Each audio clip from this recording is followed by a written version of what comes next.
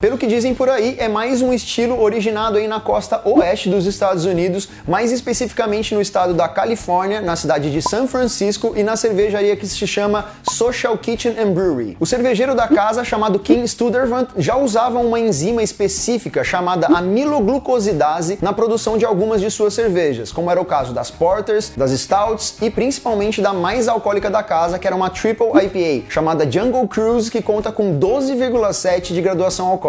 Tá bom, Bleed, mas afinal, o que faz essa tal de amiloglucosidase? Eu vou te explicar porque realmente entendendo o que essa enzima faz, você vai entender o conceito do que é essa tal de Brut IPA. Mas antes disso, eu preciso te explicar de forma simples, rasa e resumida como funciona o processo de produção de uma cerveja. Então vamos lá. Primeiramente, você vai pegar uma panela, colocar água nela e vai aquecer essa água. A essa água você vai adicionar um malte moído, basicamente malte de cevada. Com o aquecimento desse líquido, o amido presente aí no grão de malte de cevada vai ser quebrado em açúcares de diferentes tamanhos, grandes, médios e pequenos. E é através desse procedimento, que a gente chama de mostura, que a gente vai chegar ao nosso mosto cervejeiro. Depois da mostura, a gente vai para o processo de fervura, que é ferver o mosto cervejeiro, e é ali que a gente vai adicionar o lúpulo para extrair aí amargor, sabor e aroma de lúpulo para a nossa cerveja. E depois que o meu mosto cervejeiro está efetivamente pronto, eu vou adicionar a ele a levedura, que basicamente vai comer os açúcares fermentáveis, transformando-os em álcool, CO2 e subprodutos de fermentação. E finalmente, depois do processo de fermentação, que aquele mosto cervejeiro se transformou em cerveja e é esse líquido maravilhoso que vai te fazer feliz da vida, meu amigo. Mas lembra que eu falei que durante a produção do nosso mosto cervejeiro, a gente vai quebrar o amido em açúcares de diferentes tamanhos? Então, nem sempre os açúcares formados durante aquele procedimento estarão num tamanho pequeno o suficiente para serem efetivamente consumidos pela levedura durante o processo de fermentação. Às vezes, alguns açúcares formados aí durante a mostura são muito grandes para a levedura. Para você entender isso de forma mais fácil, eu vou te dar um exemplo. Imagina uma batata desse tamanho. Se você quiser comer ela de uma vez, com uma mordida só, você provavelmente não vai conseguir e vai deixar ela de lado, não é mesmo? Mas se você pegar uma faca e cortar essa mesma batata em pequenos pedaços e comendo de pouco em pouco, você efetivamente consegue comer aquela batata inteira, não é mesmo? Então, é basicamente isso que faz aquela enzima chamada amiloglucosidase. Quando você adiciona ela ao seu mosto cervejeiro aí durante o processo de mostura, todos os açúcares formados serão efetivamente açúcares pequenininhos, ou seja, açúcares de fácil consumo pela levedura durante o processo de fermentação. Então foi basicamente essa a ideia que o Kim teve. Pô, se eu já utilizo ela para efetivamente quebrar mais os açúcares aí na minha mostura, para eu conseguir atingir um nível alcoólico mais alto, né, ter mais comida para a levedura durante a fermentação, por que não utilizar essa mesma enzima aí na receita de uma tradicional American IPA? Como o mosto de uma American IPA é menos açucarado do que o mosto de uma Triple IPA, ele conseguiu fazer com que todos os açúcares daquele mosto da American IPA dele fosse efetivamente consumido durante a fermentação. Ou seja, o resultado disso foi uma American IPA sem residual doce, uma cerveja extremamente seca. Por quê? Porque todos os açúcares que estavam ali no mosto dele foram efetivamente consumidos durante a fermentação.